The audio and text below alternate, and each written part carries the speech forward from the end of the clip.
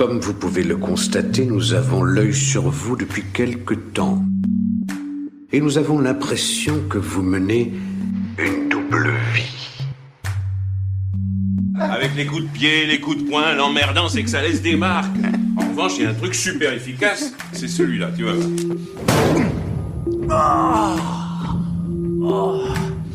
En dernier, la tête. Ça trouble beaucoup la victime. Elle ne sent plus... Ça suffit. Je vais te démonter. Bonjour, je ne vais pas te demander comment tu vas, la réponse est toujours la même. Allons donc à l'essentiel, peux-tu te présenter sans faire un truc inspirant à la LinkedIn, s'il te plaît? Vas-y, déroule le curriculum. Bonjour David, je pensais pas te dérouler mon curriculum, moi je pensais te parler de mon état d'âme, de comment je me sens, qui je suis au plus profond de moi-même. Et oui, ce n'est ni un confessionnal, ni un canapé, ici. On est chez Ouamé. Chez WAM, c'est moi qui tiens le volant. Mais je vois que c'est pas exactement l'objectif, donc pour dérouler le curriculum rapidement, j'ai été en école maternelle, primaire, collège, dans une bourgade à côté de Versailles, en région parisienne. Je suis quand même née à Paris, je le précise. Après, j'ai été éduquée fin du collège, lycée, en école catho. C'était pas top. Mais bon, voilà. Après, j'ai fait une école de commerce parce que je me suis trompée dans mes inscriptions de ce qui s'appelait pas à l'époque Parcoursup. Je voulais être journaliste et je voulais faire Hippocagne. Ah ben, pour une erreur, c'est une erreur. La vache. Et j'ai atterri dans une école de commerce bilingue, français-anglais, où j'ai appris le droit américain, le droit britannique, les grandes bases de la microéconomie en anglais. La fiscalité en français, de la compta américaine, enfin des trucs de dingue, ça m'a pas beaucoup servi. Bon, et c'était pas super épanouissant non plus pour moi. Elisabeth, on compatit. Sincèrement, on compatit. À quoi as-tu échappé? Au pire. Des salaires à 4-0, des dividendes gras comme des loukoums, des piscines de stock options. Non, vraiment, tu as échappé au pire. Et ensuite, et c'est surtout là qu'on en vient aux choses intéressantes, j'ai vendu des yaourts en Normandie, du chauffage central en région parisienne. J'ai été directrice commerciale d'une maison de disques pendant 2 mois et j'ai été virée. Et juste avant ça, parce que me faire virer, ça a quand même été le glas pour moi, qui m'a fait changer de braquet. Donc juste avant ça, j'étais acheteuse pour la centrale d'achat des magasins Leclerc, pour les disques et la vidéo. Par Gaïa, tu dois être une légende dans le monde des RH. Voilà, parce qu'à l'époque, je voulais être chanteuse. C'est aussi pour ça que je suis devenue directrice commerciale d'une maison de disques, parce que je me suis dit que c'était une bonne manière d'avoir un bon gros piston pour pouvoir devenir chanteuse. Ça n'a pas marché, donc voilà. C'est scoop sur scoop. Tu as été invité à France Info, Télérama, etc. Et c'est à moi, dans ce podcast que tu révèles tout cela. Je suis ému, foutre bleu. Tu dois être ceinture noire de karaoké, non? N'hésite pas à participer à Stucom. Tu vas adorer. Et alors après, bon, j'ai fait des films documentaires et je vais très vite, donc ça c'était pendant une dizaine d'années, quinzaine d'années, des films documentaires institutionnels pour les entreprises et aussi un peu de fiction. Et puis un jour, j'ai décidé de faire du podcast et c'est là que ma vie a complètement changé et que j'ai connu la grâce. On va avoir un débat théologique sur la notion de grâce et de salut. Ma chère. Tomber dans le podcast, est-ce vraiment bon pour le salut d'une âme? Je ne crois pas. Le podcast n'est pas une solution, c'est un familier donné par le diable aux sorciers et sorcières. Il faut te sortir de là. Brûle de la sauge et trace un cercle de sel autour de ton micro. Raconte-moi, le plus rapidement possible, parce que j'ai un coaching sur le feu, le thème de ton podcast. Bon. J'avoue que faire vite, dans ton cas, ça ne va pas être facile. Fais comme tu peux Elisabeth, on t'écoute. Alors le thème de mon podcast, c'est très simple, c'est la métacognition. Donc la métacognition, c'est la réflexion sur nos propres pensées, c'est le fait d'essayer de comprendre d'où viennent nos idées, d'où viennent nos croyances, d'où viennent nos opinions, d'où viennent nos jugements. D'où vient ma détestation des podcasts aussi. Et même d'où viennent certains de nos comportements qui sont donc issus de notre manière de penser. Et en fait, on s'interroge assez rarement sur pourquoi on pense ce qu'on pense, pourquoi on croit ce qu'on croit, Et en fait, ça a un impact énorme. Donc, moi, je trouve que ça vaut la peine de se poser des questions là-dessus. Une mise en abîme cognitive en quelque sorte, c'est un coup à se taper un vertige métaphysique, ça, non ? Pour moins souffrir, peut-être, à titre personnel, mais aussi, pourquoi pas, allons-y, dans une optique humaniste, mieux comprendre les autres, les prendre plus en compte, et puis finalement, peut-être aussi avoir des relations plus apaisées avec elles. Mais, c'est du wokisme. Par Saint-Finky. Donc, mon podcast, eh bien, il parle de ça en invitant des gens, principalement. Ça peut être soit des experts d'un domaine comme la psychologie, la sociologie, les neurosciences, la philosophie, pour nous parler de ce qu'on sait sur l'esprit humain, la manière dont les humains pensent. Et puis, ça peut être des témoignages de personnes qui, comme moi, ont changé radicalement de mode de pensée au cours de leur vie, parce que moi-même, j'ai été une grande croyante de la spiritualité contemporaine que les scientifiques appellent le New Age. Voilà, donc finalement, c'est pas si compliqué que ça, ce que je fais. Bon, clairement, dans cet épisode, j'ai fait un saut qualitatif niveau invité. J'ai eu des fans de la Corée, des addicts au karaoké, des chanteurs fictionnels, des serial lectrices de book club infernaux et autres représentants et représentantes de la cour des miracles podcastiques. Mais avec toi, j'ai fait un saut quantique dans la hauteur de vue, dans l'esprit critique et la rationalité. Par contre, va t'en troller dans un tel contexte. Ça m'intimide sévère. On dirait que je repasse l'oral du bac, bordel. La métacognition est-elle un art martial ? Et dans ce cas en es-tu la Béatrix Kiddo, aka la mariée dans Kill Bill ? Cette précision s'adresse à celles et ceux qui n'ont aucune culture et doit être perçue comme dite sur le même ton méprisant qu'adopterait un podcasteur pop culture mal cis-quarantenaire ? Alors, tu as bien fait de préciser, parce que même si j'avais bien aimé Kill Bill quand c'était sorti, pour le côté, à l'époque, très sulfureux et très pseudo-féministe, finalement, quand on y pense maintenant, mais voilà, un peu révolutionnaire de la fille badass, je ne connaissais pas le nom de la mariée. Je t'ai appris un truc. Moi, le troll. Grosse émotion de mon côté du logiciel de montage, crois-moi. Donc, la métacognition, c'est un art martial vis-à-vis de soi-même, vis-à-vis de son propre esprit, parce que c'est absolument antinaturel de faire de la métacognition de manière méthodologique. Parce que de la métacognition, en réalité, on en fait en permanence, hein. Donc, ça n'a rien d'un art martial, c'est quelque chose d'extrêmement naturel. Si je réfléchis à pourquoi mon voisin m'en veut, par exemple, eh bien, je fais de la métacognition parce que j'essaye d'entrer dans sa tête. Si je me demande pourquoi tout à coup je sens une tension dans mes trapèzes et que je me dis, tiens, je suis peut-être stressée, qu'est-ce qui se passe ? Je fais de la métacognition parce que je me pose des questions sur ce que je pense, sur ce que je ressens. Donc voilà, la métacognition, finalement, c'est quelque chose de très commun, de très banal, en fait. Je serais donc une sorte de Monsieur Jourdain de la métacognition podcastique ? Ce podcast serait une façon de réfléchir sur le pourquoi de ma détestation des podcasts ? Intéressant. Par contre, moi, ce que je propose, c'est de mener de manière consciente, parce que tout ça, en général, se passe de manière très inconsciente, de mener de manière consciente et méthodique une réflexion sur nos pensées. Donc, les remettre en question. Donc, avoir un recul et une posture critique vis-à-vis de soi-même. Et là, oui, effectivement, c'est un art martial. C'est même du Krav Maga, hein, parce que là, on peut attaquer très très dans le dur et ça peut devenir difficile. Ah ben clairement, si la majorité des podcasteries faisaient cet effort, on assisterait à l'arrêt de 90% des podcasts. Oh le doux fantasme. Après, on peut aussi avoir une certaine jouissance à aller dans cette difficulté, une curiosité, etc. Du masochisme cognitif. Une paraphilie nouvelle dans ma collection. Merci. Oui, ça peut être assez épique. Ça peut être assez épique de se rendre compte de ce à quoi on pense et de ce que l'on pense. Ça, c'est déjà une première chose.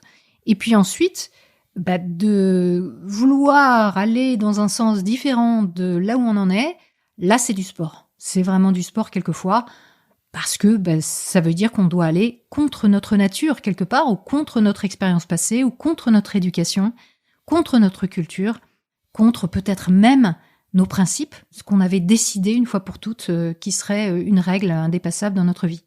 Là, ça devient plus compliqué, effectivement. Penser contre soi-même. C'est ce que devraient faire tous nos semblables. Coucou les Not All Men. C'est aussi pour vous. Tu captes la 5D, toi? Ouais, je sais, elle était facile celle-là. Oui, je capte la 5D, évidemment, parce que j'ai eu un très long apprentissage de Padawan quand j'étais dans le New Age pendant 15 ans. Et bien sûr que je capte encore les énergies telluriques, les énergies du ciel, de différents plans, astro, éthériques, etc. C'est même une chose que je continue à vendre en privé et en secret, en parallèle de mes activités de développement et d'éducation à l'esprit critique. Popopo. La révélation. Tiens-toi bien, Albert Londres. Arrête de courir Élise Lucet. T'es un petit joueur Edward Snowden. Ici, on révèle, on met la lumière dans les ténèbres, on démasque.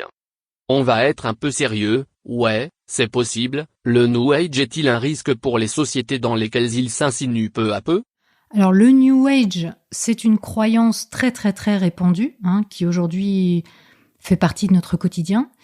Et moi, effectivement, je pense que ce qui est dangereux dans cette croyance, c'est déjà le fait qu'on n'en ait pas conscience, qu'on n'ait pas conscience qu'on nage dedans, qu'on n'ait pas conscience que dans notre vie personnelle, dans nos décisions, on va employer des termes comme énergie, pensée positive, des éléments de langage et des concepts qui sont en fait proposés par un système de croyance, par un mouvement de pensée. LinkedIn est donc une antre du New Age.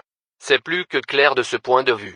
Qui est un peu en sous-marin. Et ça, je trouve que c'est risqué. Après, que des gens apprécient cette croyance, l'utilisent dans leur vie, parce que ça leur apporte quelque chose, parce que ça leur donne des réponses, parce que ça leur apporte un confort, un bien-être, au même titre que des personnes se tourneraient vers la religion catholique ou la religion musulmane, parce que ça leur apporte des réponses existentielles et éventuellement, par exemple, une morale ou des principes ou une communauté aussi de personnes autour.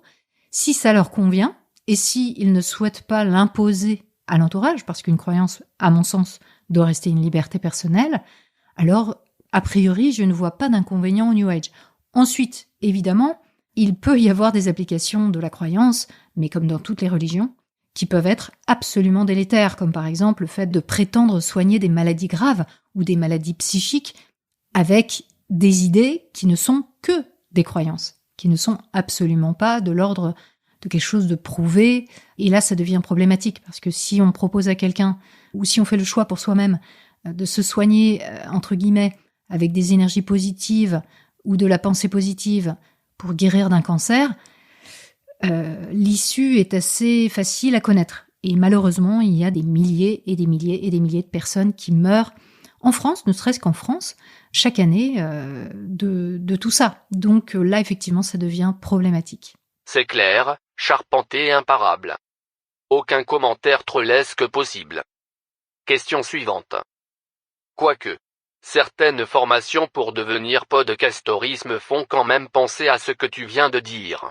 Mais que je l'exprime serait sans doute un peu exagéré, hein. Faites comme si je n'avais rien dit. Je ne voudrais pas avoir une mauvaise image auprès du monde du podcast. Ça me donnerait trop de bonheur et je déteste cela, le bonheur et les gens heureux. Burke. Le coaching, c'est comme la majorité des podcasts et la psychanalyse, non? C'est un truc fait par des gens très peu compétents et qui racontent à peu près n'importe quoi surtout. Alors, je vois que tu te venges au passage des podcasteurs. Moi? Bon, le coaching, effectivement, est pratiqué par énormément de personnes incompétentes. Ça, c'est très, très, très, très clair. Toute ressemblance avec le podcast serait purement fortuite, évidemment. Des personnes qui, s'appuyant sur leur propre expérience personnelle, vont proposer des solutions miracles, très chères en général. En tout cas, ce qui est sûr, c'est que le prix ne correspond pas à ce qu'elles pourront apporter. En revanche, il y a des personnes qui sont beaucoup plus scrupuleuses, qui suivent des formations, qui essayent de se renseigner, qui vont utiliser des outils qui sont connus aussi dans les différents domaines scientifiques, comme la psychologie, la sociologie, le management, l'ergonomie, etc. Donc dans le coaching, il y a à boire et à manger. Il y a beaucoup de choses qui sont extrêmement problématiques parce que complètement vides, en fait, d'intérêt, d'efficacité, et qui peuvent pourtant être proposées même en entreprise, y compris aussi en coaching de vie, où des gens vont prendre des décisions personnelles, tout simplement parce qu'ils vont suivre ce que le coach leur propose sans forcément s'assurer que ce coach a des compétences tout simplement professionnelles et une formation adéquate. Voilà. Donc, le problème du coaching, c'est finalement que c'est une discipline très récente, très nouvelle, et que aujourd'hui, il n'y a pas de réglementation. Les formations ou les certifications, finalement, n'ont pas de valeur particulière. Elles sont souvent autoproclamées, d'ailleurs. Et même lorsque la formation est donnée en université, on sait, malheureusement, d'expérience, j'ai pu le constater maintes et maintes fois, que même dans le cadre de l'université ou des écoles de commerce, etc., on peut avoir des pseudosciences dans les cours de coaching et dans d'autres cours, dans le management ou autre. Mais je veux dire, en coaching, c'est quand même très courant. On peut aller jusqu'à du coaching quantique. Aussi appelé coaching de Schrödinger, c'est un coaching qui est, à la fois, scientifiquement valable, mais dans une autre dimension, et de l'arnaque dans la nôtre. Du coaching énergétique.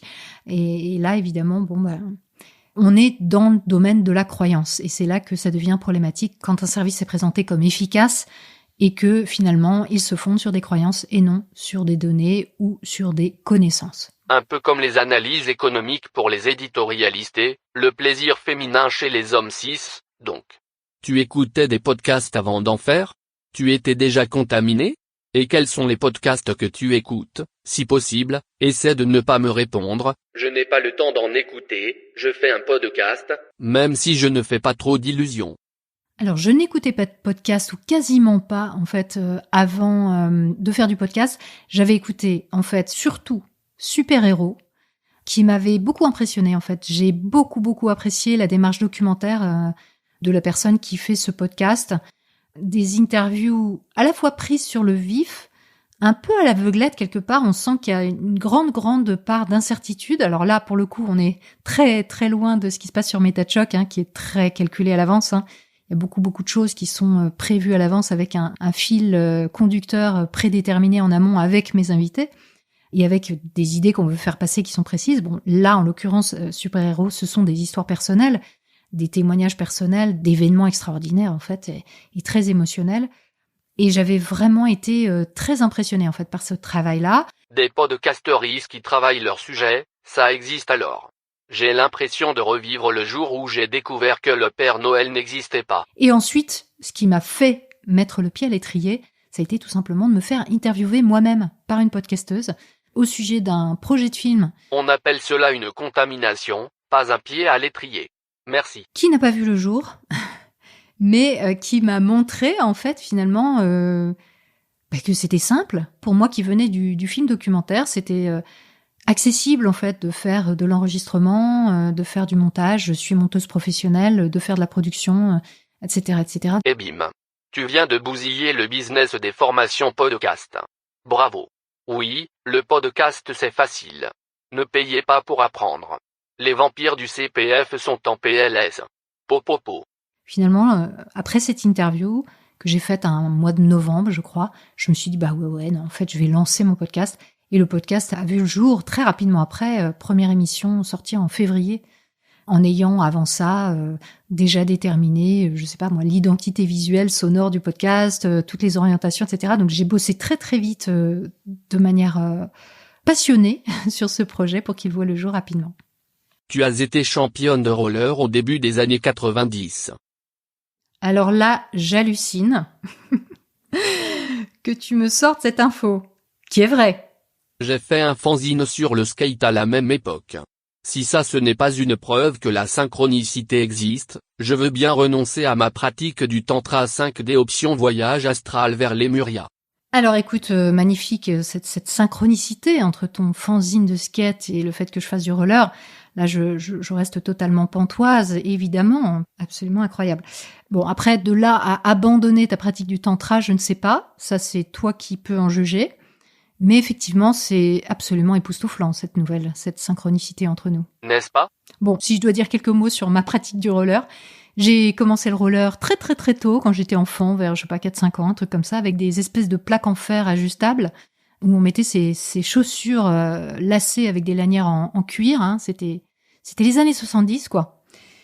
Et j'ai jamais arrêté de faire du roller, en fait. Donc ça a commencé sur la place du marché de mon village et ça a fini au Trocadéro où j'ai carrément apporté un tremplin en bois, fabriqué chez moi.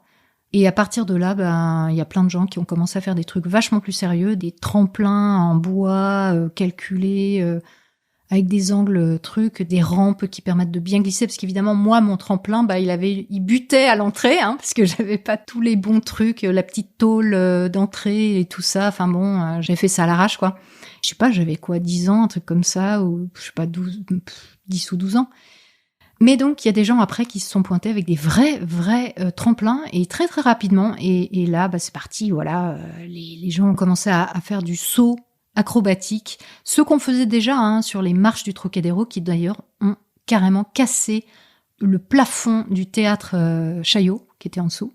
Et donc, c'est pour ça qu'aujourd'hui, on n'a plus le droit de faire du roller en haut, sur l'esplanade du Trocadéro. Voilà, c'est grâce à nous. Vous pouvez nous remercier. Et entre-temps, le théâtre a fait des gros travaux sur son plafond pour remettre tout ça en ordre. Le Trocadéro, la mecque du skate de la fin des années 80 et du début de la décennie suivante.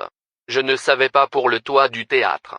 Skate and Destroy, c'était donc vrai. Tu es une des rares podcastrices à pouvoir vivre de ton podcast. Ça fait quoi d'être une élue? Certains disent même que tu arrives à dérusher tes fichiers avec la seule force de ta pensée. C'est vrai? Alors oui, effectivement, j'ai beaucoup de chance de pouvoir vivre de mon podcast avec uniquement les dons de mes auditeurs et auditrices, puisque je fais le choix de ne pas mettre de publicité ou de sponsors. Alors disons que les sponsors, je pourrais en avoir dans l'idée si je trouvais un organisme qui serait intéressé de financer MetaChoc, mais qui serait en lien avec l'esprit critique. Et c'est là que ça se complique, parce que ce sera pas ni Audi ni McDo, quoi. Perso, je verrais bien la Mivilu dans pré- et post-roll, ça aurait de la gueule. Je t'avouerai que je n'ai pas cherché, je n'ai pas cherché de sponsor, j'ai déjà eu l'occasion de discuter avec quelques personnes, mais ça n'a pas donné lieu à de choses très concrètes. Mais en tout cas, ce qui est sûr, c'est que oui, je suis très chanceuse que les auditeurs et auditrices fassent autant de dons et que je puisse non seulement me rémunérer, mais aussi rémunérer des personnes qui travaillent dans les coulisses. Alors le dérushage, maintenant, je suis aidée sur le dérushage, c'est-à-dire sur le fait de nettoyer les pistes sonores pour enlever les tics de langage, etc., pour enlever les redites, les répétitions, les hésitations qui n'ont pas de sens particulier dans la conversation et qui alourdissent le propos. J'espère que tu as apprécié que j'ai tout laissé de ton fichier. J'aime le mauvais travail, qui est un excellent podcast d'ailleurs, écoutez-le, c'est important de mal faire, ça donne du piment à l'existence et ça sabote le capitalisme d'après les wokistes CSP+. Et dire que j'ai passé un entretien d'embauche avec toi.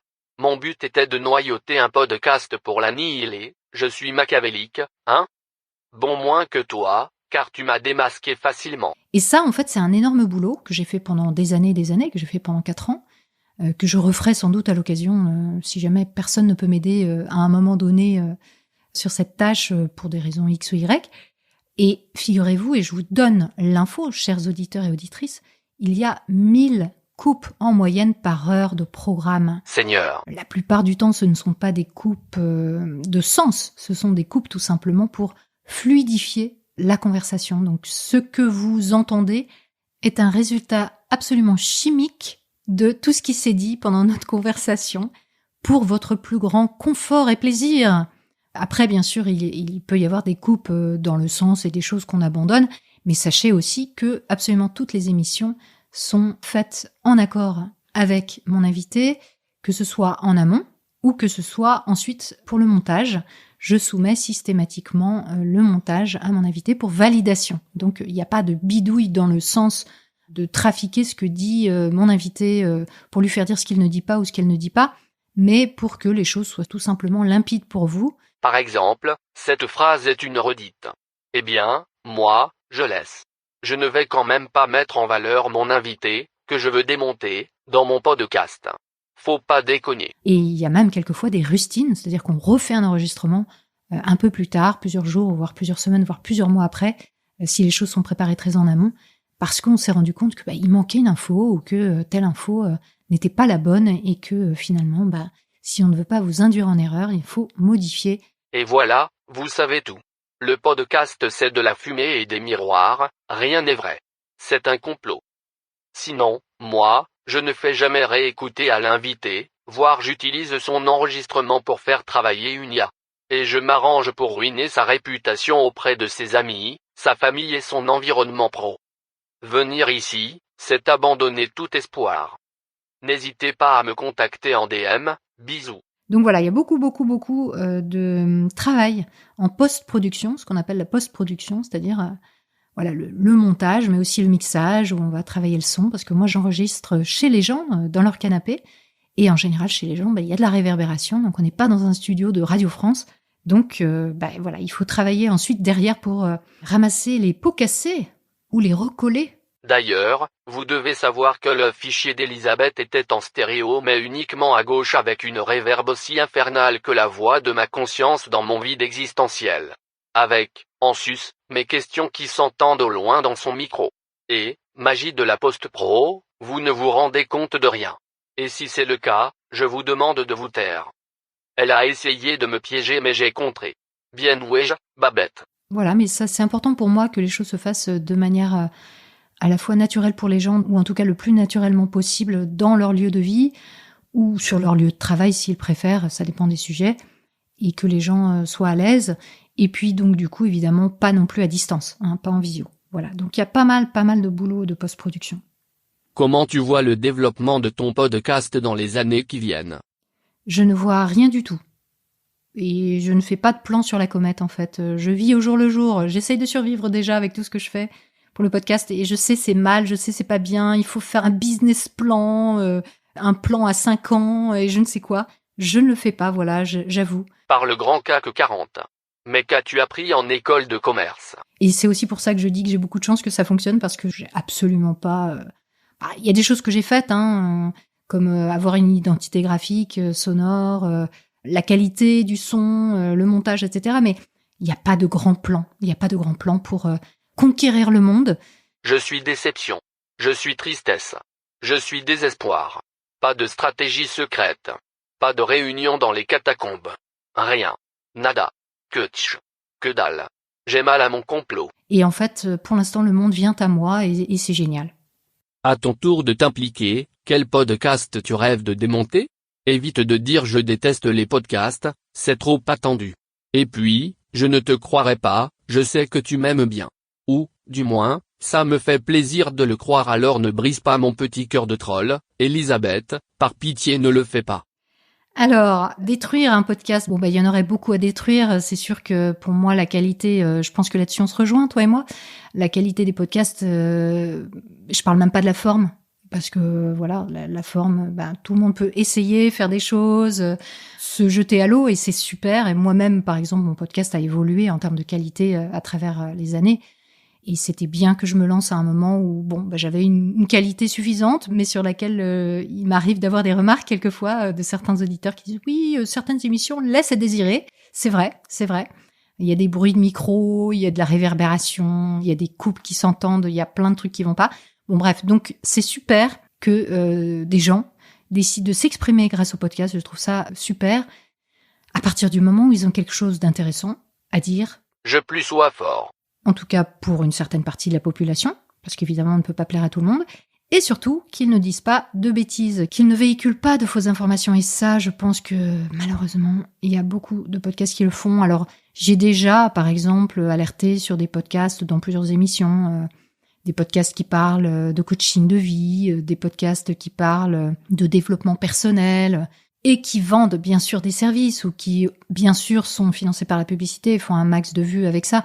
Donc, par exemple, récemment, dans un article de l'AFP, j'ai parlé du podcast Métamorphose, qui est un des podcasts les plus écoutés en France, mais vraiment qui déchire tout, quoi. J'ai aussi parlé du podcast La vie suffit, qui est un podcast New Age, en gros, qui parle d'énergie, de tantra, de méditation, de développement personnel, qui donne plein de trucs et astuces pour vivre bien, mais sur la foi de qui? D'une personne qui habite en Thaïlande, je crois, en tout cas dans un pays de rêve, avec des plages et des cocotiers, et qui nous dit, regardez, moi j'ai réussi ma vie, vous pourriez faire pareil en suivant mes conseils. Et qui ensuite va faire payer un coaching ou une méditation en ligne qui va lui rapporter beaucoup d'argent, parce qu'elle est suivie par beaucoup de personnes. Faire rêver les pauvres, c'est la voie de l'illumination vers un compte en banque tantrique. Il y a beaucoup de podcasts qui sont critiquables, et même dans les podcasts plus respectés, où quelquefois j'entends des énormités. Bon, après, on peut pas faire un sans faute tout le temps, mais c'est vrai que je trouve que quelquefois il y a un certain manque de rigueur de la part des gens. Alors après, je sais que tout le monde n'a pas envie de faire de la pensée critique, tout le monde n'a pas envie de faire forcément un sans faute et du sérieux en permanence, et ça je le comprends complètement. Donc sur un podcast de conversation, il puisse y avoir des erreurs, ça me paraît tout à fait normal. Mais je pense qu'il y a des gens qui sont un peu abonnés, voilà, un peu abonnés au bullshit, au n'importe quoi, et moi ça m'afflige. Une fois, c'est une erreur, 2 fois, c'est une mauvaise habitude. Proverbe canadien. Tu peux me remercier d'avoir sacrifié quelques minutes de mon précieux temps à parler de toi. À bientôt. Merci David, à bientôt, et j'écouterai la suite de tes podcasts qui sont souvent savoureux. J'aime beaucoup le partage des autres podcasteurs sur leur vie, leur œuvre. À bientôt.